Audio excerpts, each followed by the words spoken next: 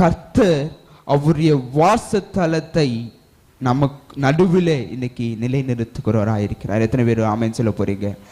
அவருடைய வாசஸ்தலம், அவருடைய வாசஸ்தலம் எப்படியா இருக்கிறது?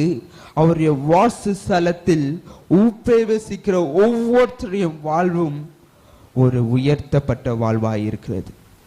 அவருடைய வாசஸ்தலத்தில் அவருடைய வழியில் நடக்கிற ஒவ்வொருத்தரையும் வாழ்வில் நடக்கிற ஒவ்வொருத்தரையும் வாழ்வும் எப்படியாக இருக்கிறது? அவர்கள் கண்ணீரின் வாழ்வாய் இருந்தார்கள் என்றால், அவருடைய வாழ்வு எதிர்பார்ப்பான வாழ்வாய் இருந்தது என்றால், அவர் வாழ்க்கை ஒன்றும் செய்ய முடியாத நிலையில் இருந்தது என்றால், அவருடைய வாழ்க்கை பலவீனப்பட்டு இருந்தது என்றால், கர்த்தரை நம்பும் போது, கர்த்தருள் ஜீவிக்கும் போது, கர்த்தருக்குள் வாழ்ந்து, கர்த்தருடைய வாசல் படியில் கர்த்தருடைய வாசல் வழியாக பிரவேசிக்கும் போது ஒவ்வொருத்தரையும் வாழ்வும்